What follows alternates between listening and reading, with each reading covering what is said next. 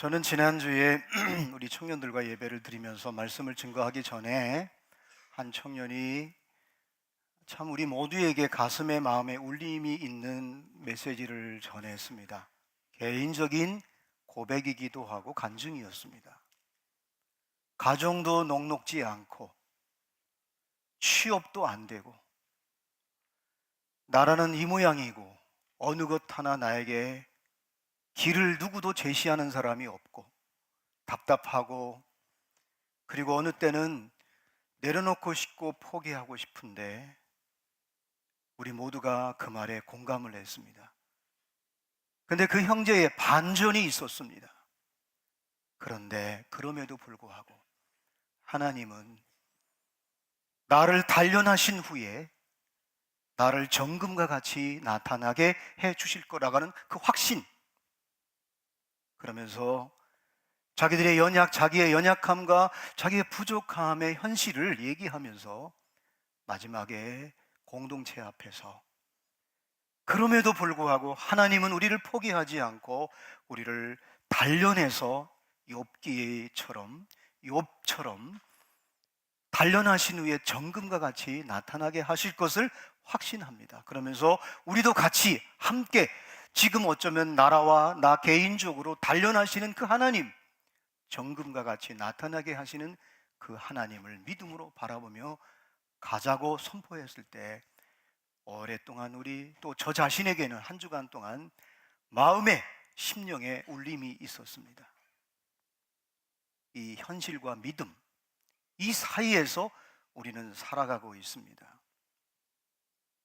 여러분이 생각할 때 믿음의 반대말이 뭐라고 생각하십니까? 불신앙? 아니면 불순종? 믿음 없는 거? 물론 그렇게 말할 수도 있습니다. 그런데 저는 개인적으로 현실적으로 믿음의 반대는 그대로 현실이라고 생각합니다. 여기서 은혜를 받고 개인적으로 큐티를 하다가 은혜를 받고 기도하다가 하나님이 나를 위로해 주고 확신을 주었지만은 현실에 가면 또 달라지는 거예요. 흔들리는 거예요. 이게 어쩌면 저와 여러분, 아니 성경에 나와 있는 모든 인물들뿐만 아니라 신앙 공동체에 사는 모든 사람들의 고민이기도 하고 또 현실적인 문제이기도 합니다. 현실, 믿음, 이 사이에서 무엇을 선택할 것인가? 특별히 오늘 본문은 여러분이 잘 아시는 대로 사울이 다윗을 계속해서 죽이려고 쫓아옵니다. 이쪽으로 도망가고 저쪽으로 도망가고 더 이상 도망갈 길이 없어서 자기와 함께하는 400명이 기소중지자들, 그리고 오갈 데 없는 사람들이 다윗에게 점점 따라붙습니다. 이들도 책임져야 됩니다. 그리고 이들이 나를 믿고 따라옵니다. 계속 광야로, 때로는 블레셋으로 도망갔다가 또 살아납니다. 그런데 자기의 짐도 어려운데 갑자기 블레셋 사람들이 그일라 사람들을 공격하기 위해 계획을 세우고 있는데 우리를 도와달라고 하는 거예요. 다윗에게. 지금 나도 코가 석자인데 자기를 도와달라는 거예요. 다윗은 할 수 없이 자기도 힘들지만 그일라 사람들이 자기들을 도와달라고 할 때 하나님의 음성으로 들린 거예요. 그리고 기도해보고 그가 가서 그들을 구출해냅니다. 그런데 배려하고 도와주고 목숨을 담보해서 그들을 구원해냈는데 세상에 그 사람들이 함께 있는데 그일라 사람이 사울에게 다윗이 여기 있다는 정보를 주는 거예요. 이 배신감. 또 하나님께 묻는 거예요. 하나님, 이들이 나를 배신할 겁니까? 그래. 그들이 너를 떠날 거야. 네가 여기 있는 것을 가르쳐 줄 거야. 그들이 한마디로 너를 배신할 거야. 그러면 내가 여기 있는데 사울이 나를 찾으러 올 겁니까? 안 올 거? 기도합니다. 물어봅니다. 그런데 하나님의 대답은 사울이 너를 잡으러 올 거라는 거예요. 여기에 이 본문의 내용입니다. 사울은 오늘 본문에서 두 사람의 신앙 공동체, 신앙 생활하는 모습, 삶의 모습을 두 사람이 이렇게 영화 필름처럼, 영화의 한 장면처럼 비춰옵니다. 사울은 뭐든지 자기중심적입니다. 그래서 이 정보가 들어올 때, 그일라 사람들이 다윗이 여기 있다고 정보가 들어올 때 그는 어떻게 해서 하나님이 나에게 붙였다는 거예요. 모든 걸 자기중심적인 거예요. 근데 반면에 다윗은 이런 상황 속에서 그가 현실과 믿음 이 중간의 사이에서 그가 어떻게 선택하며 살아갔는가를 오늘 본문에서 몇 가지를 살펴보려고 합니다. 첫 번째는 하나님이 어떤 사람을 돌보냐는 거예요. 사랑하는 여러분, 하나님이 돌보는 사람이 있습니다. 똑같이 위기와 똑같이 문제 속에 살지만은 하나님이 특별히 돌보는 사람이 있는데, 그 돌보는 사람 가운데 다윗을 하나님이 계속 돌보는 이유가 있습니다. 그 첫 번째가 뭐냐면, 오늘 다윗은 이런 어려운 문제가 생긴 것이 내 탓이라는 거예요. 한번 여러분 10절 말씀을 같이 한번 봉독했으면 좋겠습니다. 시작. 다윗이 이르되 이스라엘 하나님 여호와여, 사울이 나 때문에 이 성읍을 멸하라고 그일라로 내려오기를 꾀한다 함을 주의 종이 분명히 들었나이다. 나 때문에, 내 탓이요 하는 거예요. 하나님은요, 어떤 상황이 벌어졌을 때, 문제가 발생됐을 때 그 공동체에서, 그 가족 가운데 누군가 한 사람이 이건 내 탓이다라고 하면 그때부터 하나님이 돌보십니다. 어느 트위터에서 이게 내 탓이구나, 그 글을 읽었어요. 지금 박근혜 대통령께서 부모님이 두 분 다 총에 맞아 죽었을 때 성경책 하나 가지고 장로의 신학대학에 학교를 입학했는데, 학생들이 독재자의 딸이라고 계속해서 떠나라고 학교 오지 마라고 해서 며칠 학교를 다니다가 학교를 그만뒀습니다. 그때 함께 그를 정죄하고 판단했던 한 지인이, 김모 씨가 지금 생각해 보니까 이건 내 탓이라는 거예요. 만약에 이분이 여기서 신학대학을 졸업했으면 혹시 목사님이 될 수도 있고, 지금은 신학대학의 어디 교수도 될 수 있을 텐데, 우리가 배척한 그가 사이비 종교에 빠져서 아무도 위로해 주는 사람이 없었는데, 이게 우리 탓이구나.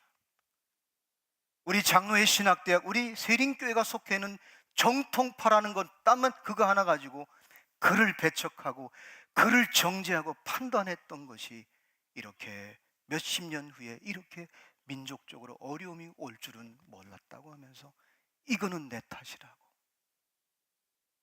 저는 그 글을 읽으면서 이 본문과 연결시키면서 그렇구나, 하나님은 이제 이 민족을, 대한민국을 돕겠구나. 왜? 누군가가 내 탓이라고 할 때 하나님은 그를 돕습니다. 사랑하는 여러분, 가정에 문제 없는 사람은 없습니다. 여러분 다니는 직장에 문제 없는 사람은 없습니다. 여러분의 공동체에 문제 없는 사람은 없습니다. 다 있습니다. 그런데 누군가가 한 사람이 이건 내 탓이요 할 때 하나님은 그때부터 돌보기 시작합니다. 할렐루야. 하나님의 돌보심, 하나님의 그 임마누엘 함께 하심은 모든 것을 내 탓이라고 할 때, 여러분 뭐뭐 때문에 누구 때문에 이렇게 핑계를 대면 그때부터는 회복이 안 됩니다. 근데 하나님이 다윗을 돌보기 시작했습니다. 여러분, 하나님이 돌보는 그 지역이, 그 시간이, 그 공간이 가장 안전지대입니다. 돈이요? 물질이요? 아닙니다. 이것이 다윗의 오늘 한 장면의 모습입니다. 두 번째로는 사실은 다윗도 위기예요. 지금 400명의 자기들의 식솔들 같이 먹고 마시기도 힘들어요. 그런데 이 그일라 사람들이 자기를 도와달라는 거예요. 왜냐하면 다윗이 골리앗을 쓰러뜨리고 이 블레셋과의 전쟁에는 다윗이 아주 용병이에요. 공성전에 능한 사람이에요. 그러니까 도와달라고 하니까 사실은 여러분, 아니 내가 힘들은데, 나도 힘든데 누가 나를 도와달래? 그럴 수 있잖아. 인간의 소리는 내가 지금 코가 석자인데 누구를 도와줘? 그런데 다윗은 그일라 사람들의 도와달라는 그 요청이 하나님의 소리로 들린 거예요. 그래서 그들을 도와줬습니다. 여러분, 우리가 때때로 결혼해서 자녀를 양육하고 길리지만은 이게 잘 안 되는 게 있잖아요. 우리가 못한 게 있단 말이에요. 그 아이가 신앙적으로 제대로 세우지 못할 때가 있어요. 한 번은 제 아들이 그런 얘기를 하더라고요. 엄마 아빠가 목회를 하는데 어느 때 자기가 힘들 때 막 부탁을 했는데 갑자기 엄마 아빠가 신방을 가더라는 거예요. 자기도 힘들은데 지금. 그 어릴 때는 그게 상처가 됐는데 지금 이제 성장해서 엄마 아빠가 나보다도 다른 사람을 섬기고 목회하면서 자기가 지금은 하나님이 많은 지인들을 통해서 자기를 돌보는 것을 경험하면서 그 상처가 치유됐다는 거예요. 여러분, 누군가 여러분이 나도 힘들고 나도 어려워요. 그때 여러분에게 도움을 요청할 때 여러분이 기도해보고 이게 하나님의 소리인가 아니면 내 소리인가를 분별할 수 있기를 바랍니다. 여러분이 힘들 때 하나님의 소리를 듣고 도우면 그때부터 하나님이 저와 여러분을 도울 줄로 믿습니다. 이게 하나님의 방법이요 하나님의 법칙입니다.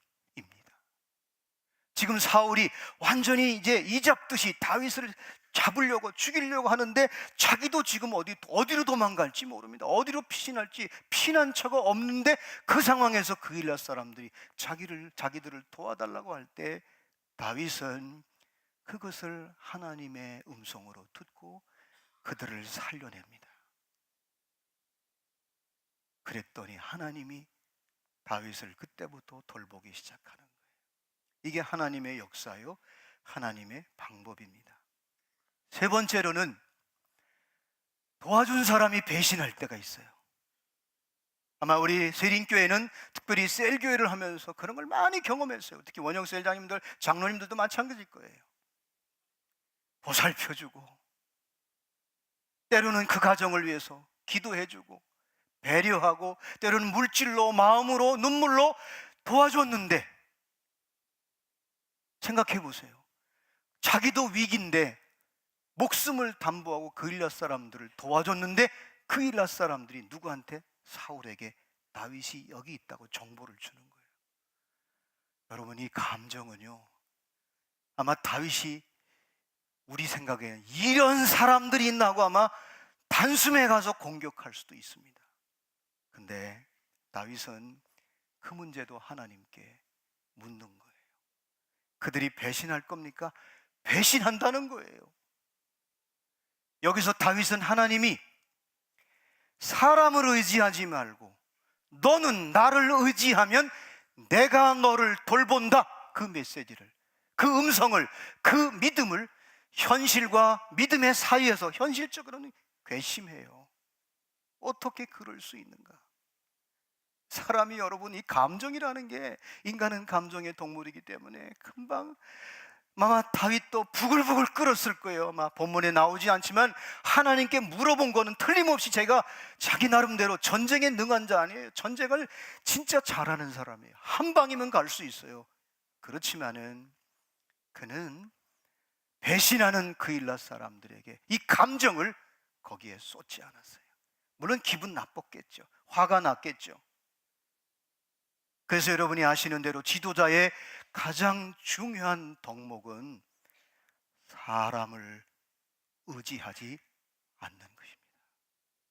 사람은 사랑하는 존재지 믿는 존재가 아닙니다. 현실과 믿음 사이에 다윗은 믿음을 선택했습니다. 그때 하나님이 그를 돌보셨고 그와 함께 하셨고, 여러분 아시는 대로 처음에는 100명 정도, 그 다음에 200명, 300명, 400명 정도 있다가 갑자기 이 배신했던 그일라 사람들을 딱 감정을 처리하고 매듭 짓고 하나님을 바라봤을 때, 거기서 피신했을 때 갑자기 600명으로 늘어버립니다. 오늘 한번 13절 말씀 한번 같이 보겠습니다. 시작. 다윗과 그의 사람 600명가량이 일어나 그일라를 떠나서 갈 수 있는 곳으로 갔더니 다윗이 그일라에서 피한 것을 어떤 사람이 사울에게 말하매 사울이 가기를 그치니라. 여러분이 셀을 할 때, 아니면 여러분이 사업을 할 때, 직장 생활할 때, 내가 힘들고 어려울 때, 예를 들어서 어떻게 보면 우리 교회로 말하면 초신자이기도 하고 신입사원에게, 사업을 처음 하는 사람에게 도와주고 배려하고 노하우를 가르쳐줬는데 어느 날 그가 뒤통수를 칠 때, 여러분의 감정이 부글부글 끓을 때 감정은 상할 수 있어요. 근데 거기에 몰입하면 안 됩니다. 하나님을 바라보십시오. 그러면 그때부터 하나님이 돌보시면 보너스로 점프를 시킵니다. 400명에서 600명이 그를 따릅니다.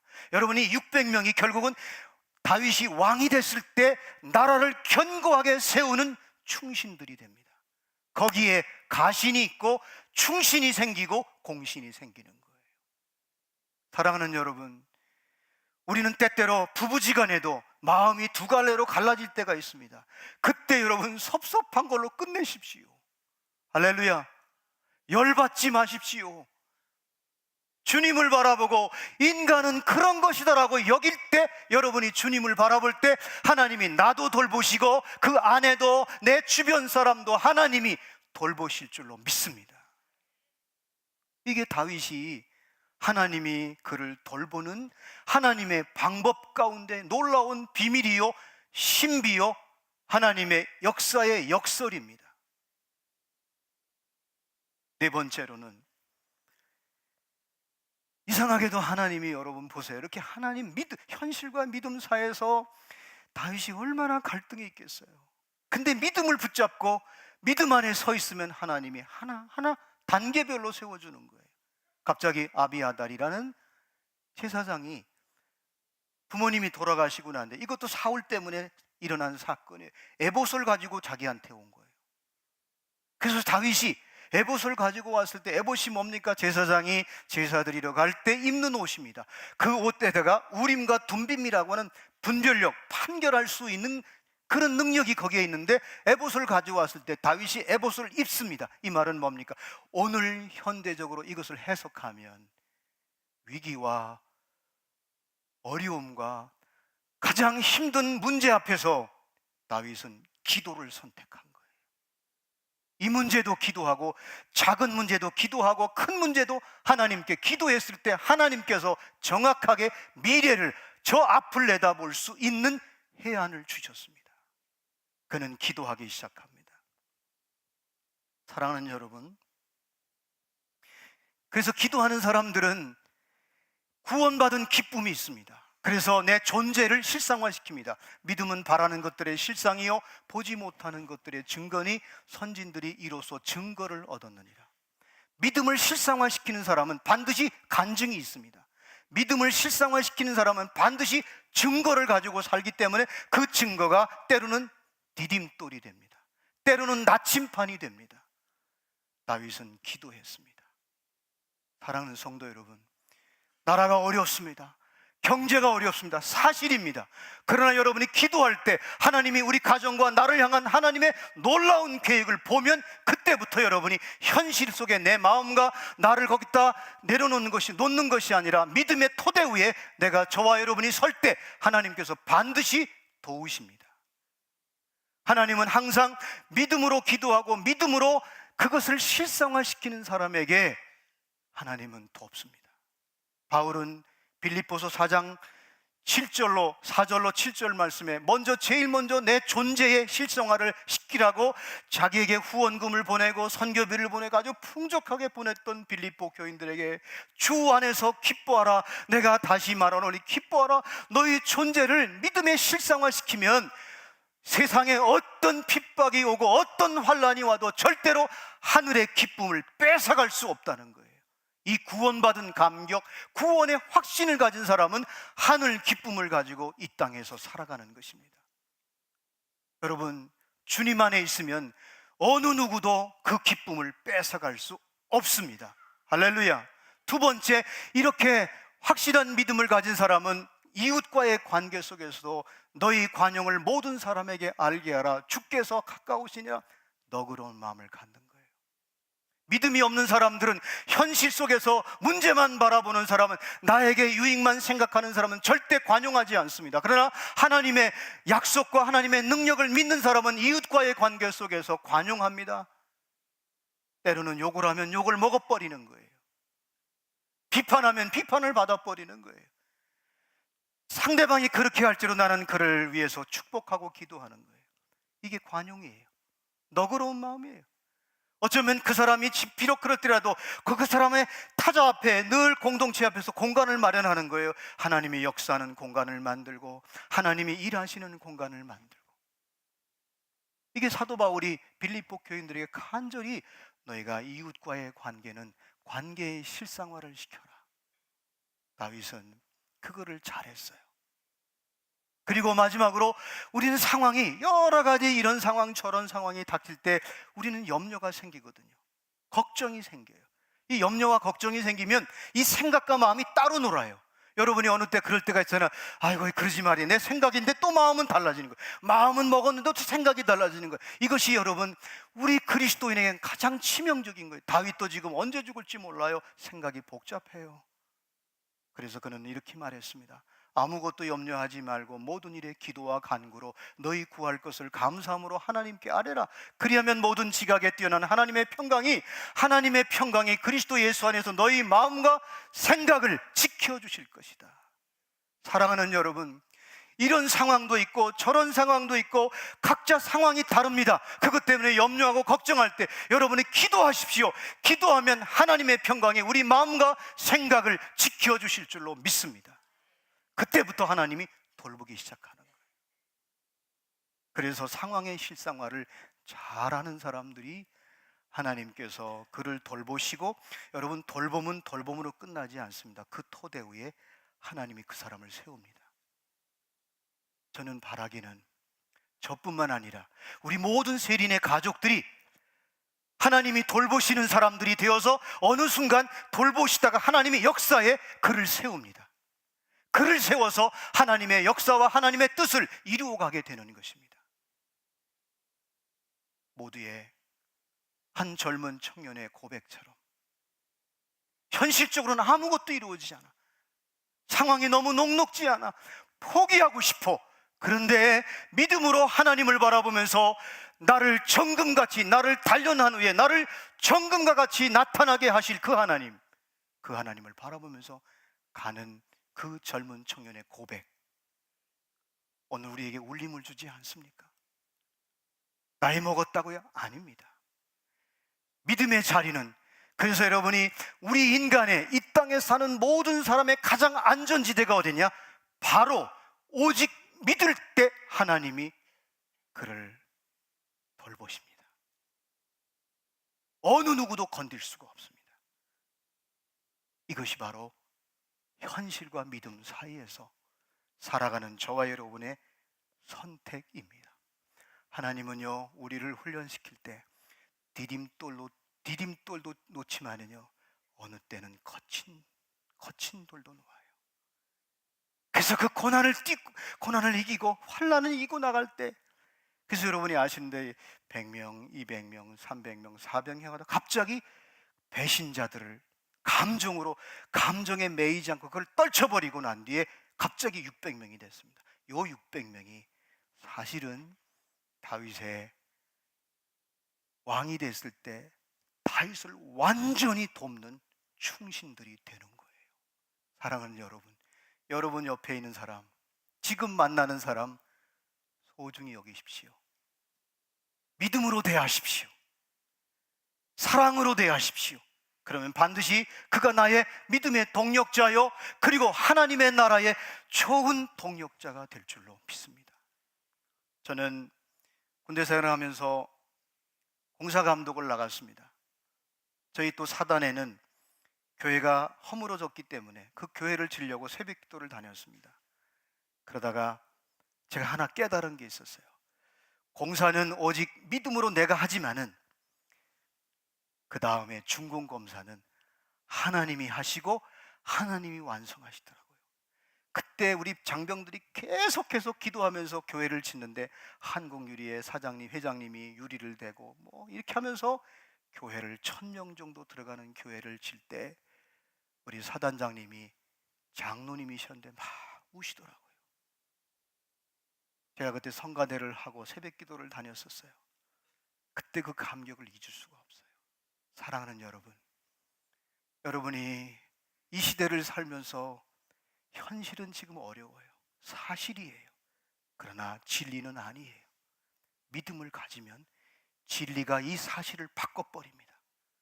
이 사실을 가지고 오직 믿음으로 진리 되신 주님께 갈 때 이 사실을 완벽하게 뒤바꿔버려서 하나님이 돌보시고, 그리고 돌봄이 있는 사람은 반드시 하나님이 세우십니다.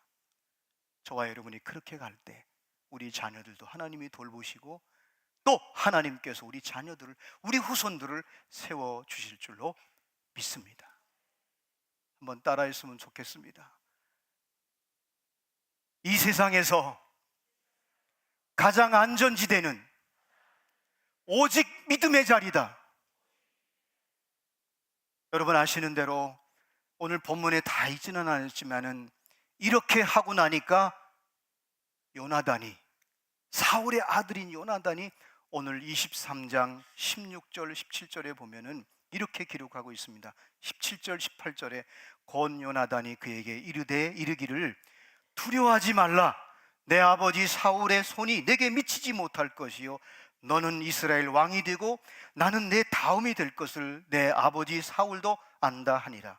두 사람이 여호와 앞에서 언약하고 다윗은 수풀에 머물고 요나단은 자기 집으로 돌아가니라. 보세요. 요나단도 다윗이 기도하고 오직 믿음의 자리에 있으니까 믿음의 동력자를 붙여주시잖아요. 사랑하는 여러분, 한번 14절 말씀을 같이 한번 읽었으면 좋겠어요. 시작. 다윗이 광야에 요새에도 있었고 또 십광야 산골에도 머물렀으므로 사울이 매일 찾되 하나님이 그를 그의 손에 넘기지 아니하시니라. 하나님이 그를 그의 손에 넘기지 아니하시니라.